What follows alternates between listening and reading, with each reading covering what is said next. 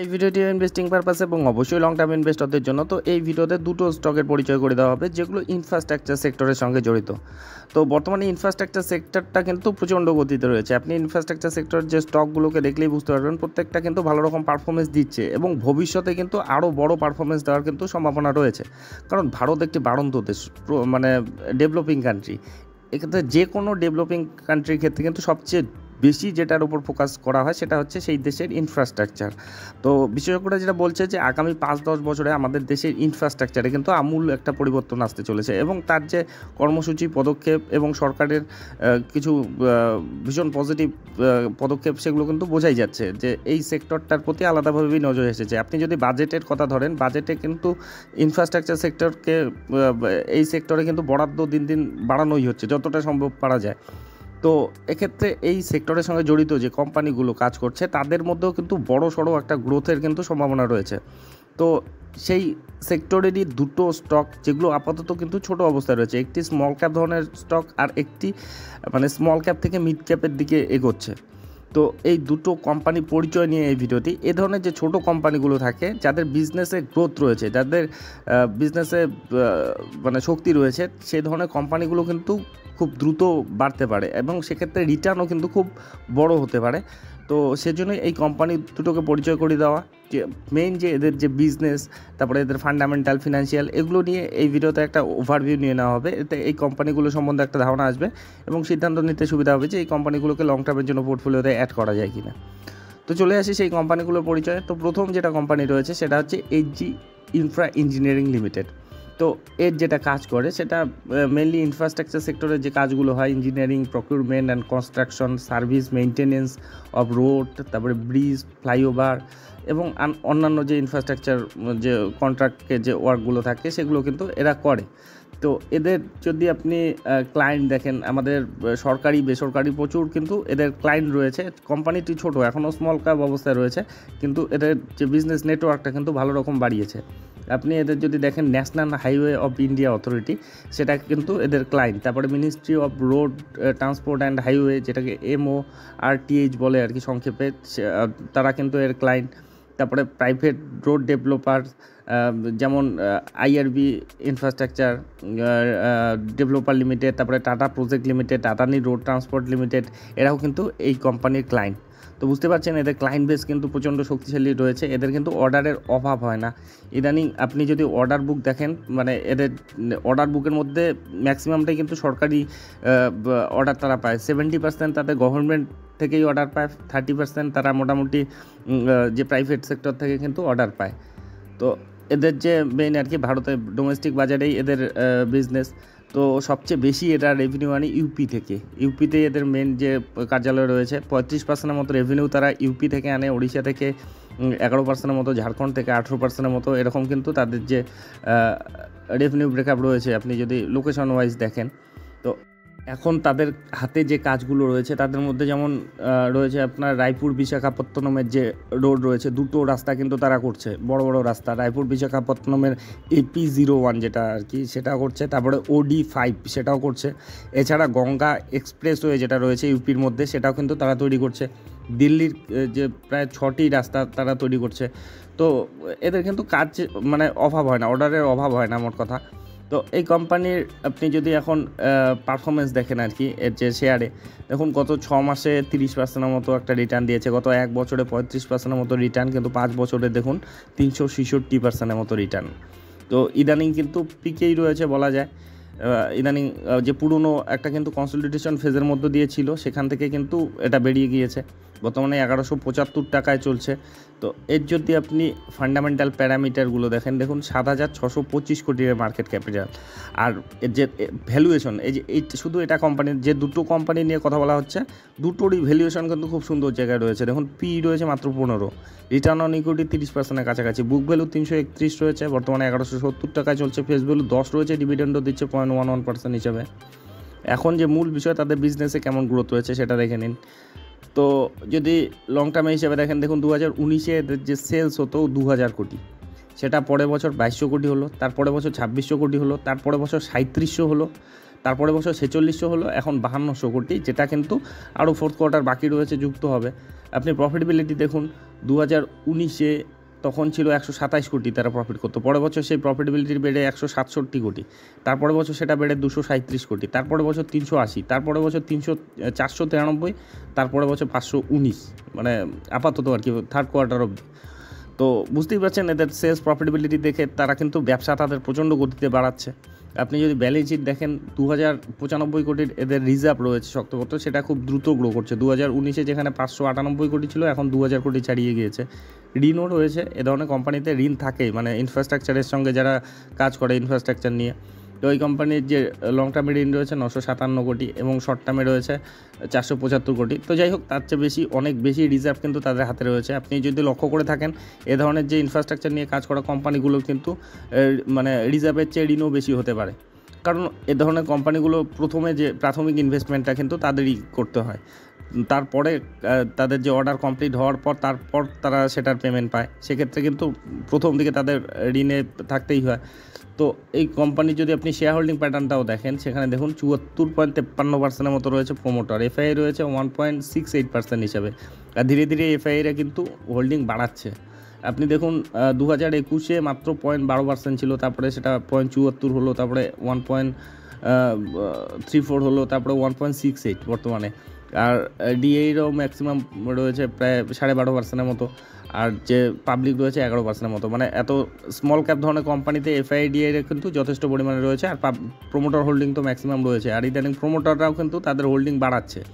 এটাই কিন্তু একটা ভীষণ পজিটিভ ব্যাপার। যারা এই কোম্পানির ফাউন্ডার আর কি, তারাই কিন্তু তাদের কোম্পানির প্রতি ভরসা দেখাচ্ছে, আস্থা দেখাচ্ছে, এফআইডিআইরা আস্থা দেখাচ্ছে। তো এর যে শেয়ার হোল্ডিং প্যাটার্ন দেখলেন, কিংবা ব্যালেন্স শিট দেখলেন, কিংবা যে তাদের সেলস প্রফিটেবিলিটি, সব কিছুর মধ্যে কিন্তু পজিটিভিটি রয়েছে। তো এই কোম্পানিটিকে কিন্তু একটা ছোটো কোম্পানি হিসাবে কিন্তু আপনারা স্টাডি করতে পারেন। এর পরের যেটা স্টক রয়েছে সেটা হচ্ছে জিআর ইনফ্রা প্রজেক্ট লিমিটেড। তো এই কোম্পানির যদি আপনি দেখেন, এরা 1995 সাল থেকে এদের বিজনেস। তো ভারতের মোটামুটি 15টি স্টেটে কিন্তু এরা বিজনেস করছে। দিন দিন তারা কিন্তু বিজনেস নেটওয়ার্ক বাড়াচ্ছে তাদের।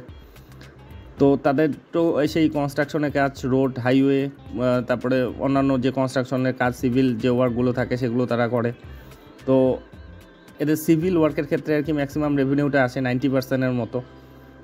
এই কোম্পানির যদি একটু ডিটেলসে যান, এদের যে ফেসিলিটি আর কি, ম্যানুফ্যাকচারিং ফেসিলিটি দেখুন, উদয়পুরে রয়েছে, সেখানে একটি রয়েছে, তারপরে আপনার আহমেদাবাদে একটি রয়েছে, তারপরে গুয়াহাটিতে রয়েছে।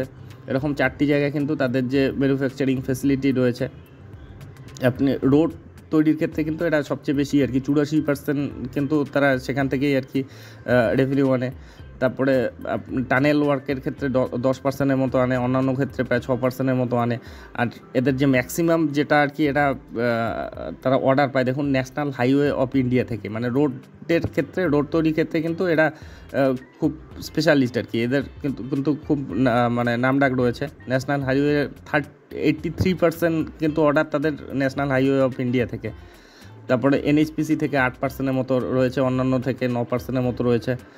তো বুঝতেই পারছেন এদের বিজনেস নেটওয়ার্কটা কিন্তু বড়ই রয়েছে। আর আপনি যদি ক্লায়েন্টও দেখেন, এদের যে সরকারি ক্লায়েন্টগুলোর মধ্যে national highway of India, PWD, NHIDCL, তারপরে ইউপির যে ইআইডিএ সেটা, তারপরে মিনিস্ট্রি অফ রোড এবং হাইওয়ে যে রয়েছে তারা ক্লায়েন্ট রয়েছে, তারপরে রেল বিকাশ নিগম, তারপরে এনএইচপিসি, এদের মতো কিন্তু এদের ক্লায়েন্ট রয়েছে। তো বুঝতে পারছেন এই কোম্পানিটাও কিন্তু ক্লায়েন্ট বেস প্রচণ্ড স্ট্রং রয়েছে। তো সেই জন্য কিন্তু এই কোম্পানিগুলোর বিজনেস যে রয়েছে সেটা কিন্তু খুব শক্তিশালী রয়েছে। আর আপনি যখনই লং টার্ম ইনভেস্টমেন্টের কথা ভাববেন, তখনই কিন্তু সেই কোম্পানির বিজনেসকেই সবচেয়ে বেশি প্রায়োরিটি দিতে হবে। আপনার সাময়িক শেয়ার দরে গতি দেখে কিন্তু সেই লাভ নেই। তো বুঝতেই পারলেন এদের বিজনেস কিন্তু স্ট্রং রয়েছে। তো এখন দেখে নিন এই কোম্পানি কেমন রিটার্ন দিচ্ছে। দেখুন, এটা রিটার্ন বলতে কি, যখন থেকে এটা মার্কেটে নেমেছে আর কি, 2021 সাল থেকে রয়েছে এটা। তো তখন থেকে কিন্তু একটা কারেকশন ফেজে রয়েছে আর কি। তো এদের একটা কাজ নিয়ে কিন্তু একটা কমপ্লেন এসেছিল, সেটা নিয়ে কিন্তু ইনভেস্টিগেশন চলছে, এবং সেজন্যই কিন্তু এর যে শেয়ারে কিন্তু সেরকম আপনি গতি দেখতে পাচ্ছেন না, বা কারেকশন মোডেই দেখতে পাচ্ছেন। তো তো তাদের যে কাজটির জন্য তাদের বিরুদ্ধে যে অভিযোগ উঠেছিল সেটা একটা ব্রিজের ক্ষেত্রে, এবং সেটা অর্ডারটা তারা কাজ করেছিল যে বিহারের একটা হাইওয়ে প্রাইভেট লিমিটেডের সঙ্গে।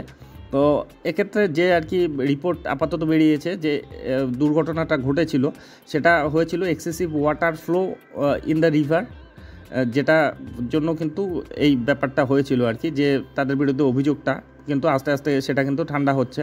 তো যাই হোক, এই কোম্পানির এই অভিযোগের জন্যই কিন্তু এর যে শেয়ার দরে কিন্তু একটা কারেকশন এসেছিল আর কি, এটাই মূল কারণ ছিল। তো এই কোম্পানির যদি ওভারঅল আপনি যদি এদের ফান্ডামেন্টাল প্যারামিটারগুলো দেখুন, মার্কেট ক্যাপিটাল 13,000 কোটি, এটা মিড ক্যাপের দিকে এগোচ্ছে। এরও কিন্তু প্রাইস আর্নিং রেশিওটা খুব সুন্দর রয়েছে, 11.3 রয়েছে। রিটার্ন অন ইকুইটি 26% মতো রয়েছে। বুক ভ্যালু 703 রয়েছে, বর্তমানে 1300 টাকার উপরে চলছে। ফেস ভ্যালু 5 রয়েছে। ডিভিডেন্ড আপাতত দিচ্ছে না। এখন দেখুন তাদের যে শেয়ার দরে যে কারেকশনটা রয়েছে, প্রায় 20%-এর মতো কিন্তু কারেকশন রয়েছে। দেখুন যখন থেকে নেমেছে 2021 থেকে, তখন থেকে 20%, 21%-এর মতো কারেকশনে রয়েছে। এখন দেখে নিন তাদের বিজনেসটা কেমন চলছে। তো এই কোম্পানি তো যে ইলিগেশনটা ছিল আর কি, তাদের বিরুদ্ধে অভিযোগটা ছিল, সেটা বলা হলো না সেটা যে কোম্পানির বিরুদ্ধে, সেটা কিন্তু না। সেটা হয়েছিল সেই কোম্পানির একটা মানে কর্মী আর কি, তাদের যে সেই কোম্পানিতে যে কর্মরত যে থাকে আর কি, তাদের বিরুদ্ধে কিন্তু অভিযোগটা হয়েছিল। যে পুরো কোম্পানিটার বিরুদ্ধে যে অভিযোগ উঠেছিল সেটা কিন্তু না। তো তার জন্য তাদের জেলও হয়েছিল। তো যাই হোক, এই ধরনের যে ইলিগেশনের উপরেও কিন্তু ভাগ আছে। কতগুলো ইলিগেশন রয়েছে যে ডাইরেক্ট সেই কোম্পানির উপরেই ইলিগেশন, সেই কোম্পানির প্রমোটর কিংবা একেবারে ম্যানেজমেন্টের গাফিলতি, সেগুলোর ক্ষেত্রে কিন্তু আলাদা রকম একটা ইম্প্যাক্ট পড়ে, সেগুলো কিন্তু বড়সড় ব্যাপার। কিন্তু যখন এমপ্লয়ি বেস এ ধরনের হয় আর কি, এ ধরনের অভিযোগ হয়, সেগুলো কিন্তু তেমন একটা গুরুত্বপূর্ণ থাকে না। তো তাদের বিরুদ্ধেই পদক্ষেপ নেওয়া হয় যে এমপ্লয়িগুলো যুক্ত থাকে এ ধরনের যে কাজের সঙ্গে। তো যেটা খবর রয়েছে যে এমপ্লয়ি তাদের জেলও হয়েছিল, কিন্তু বেল হয়ে গিয়েছে আর কি তাদের। তো যাই হোক, এই কোম্পানির বিজনেসটা দেখুন, বিজনেসে গ্রোথ রয়েছে কিনা, তাদের শেয়ার দরে কারেকশন রয়েছে, সেটা ঠিক রয়েছে।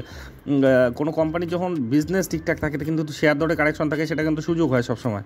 আপনি দেখুন এই কোম্পানির যদি আপনি বিজনেসটা 2018-তে এদের সেলস হতো 3,000 কোটি, তারপরে সেটা 5,000 কোটি হলো পরের বছর, তারপরে 6,000 কোটি হলো, 7,000 কোটি হলো 2021 থেকে 8,000 কোটি, তারপরে 23-এ 9,000 কোটি, এবারে 9,000 কোটি, যেটা কিন্তু আরও যুক্ত হবে, ফোর্থ কোয়ার্টার বাকি রয়েছে। মানে কনসিস্টেন্টলি কিন্তু তারা গ্রো করছে। আপনি যদি প্রফিটেবিলিটি দেখেন, 2019-এ 700 কোটি ছিল, এখন 1,100 কোটি, যেটা আরও যুক্ত হবে, ফোর্থ কোয়ার্টার বাকি রয়েছে।